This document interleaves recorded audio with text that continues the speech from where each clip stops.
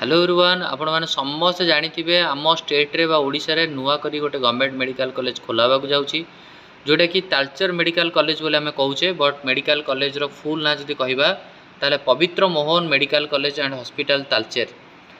पवित्र Mohan medical college रो नामकरण एथिपाई कराई आपण मैंने समस्त जानी पवित्र मोहन प्रधान जड़े फ्रीडम फाइटर थिले एंड प्रजामरण मूवमेंट नेतृत्व नहीं सो तांको नामकरण तांको ना अनुसार कॉलेज रो नेम कराई Pabitra Mohan Pradhan medical college and hospital Talcher. तो जो आमर व्यूअर्स माने देखुचंती जो स्टूडेंट माने देखुचंती निहात रूप में मेडिकल कॉलेज खोलिया द्वारा आमर कटअप उपर निहात इफेक्ट पकेब कटअप डाउन हम। सो सबू स्टूडेंट मैंने खुशी हवा दरकार कि आम स्टेट रे गोटे नुआ मेडिकल कॉलेज खोला हबार पॉसिबिलिटी 100% अच्छी। आ जदि कॉलेज आड होची ताले आम स्टेट रे बर्तमान 12टा गवर्नमेंट मेडिकल कॉलेज अच्छी जो सीट रोचे 1600टा आ ये कॉलेज खोला हेले निहात रूप आर 100टा सीट इनक्रीज हम बा 1700 भाया सीट रहिबो।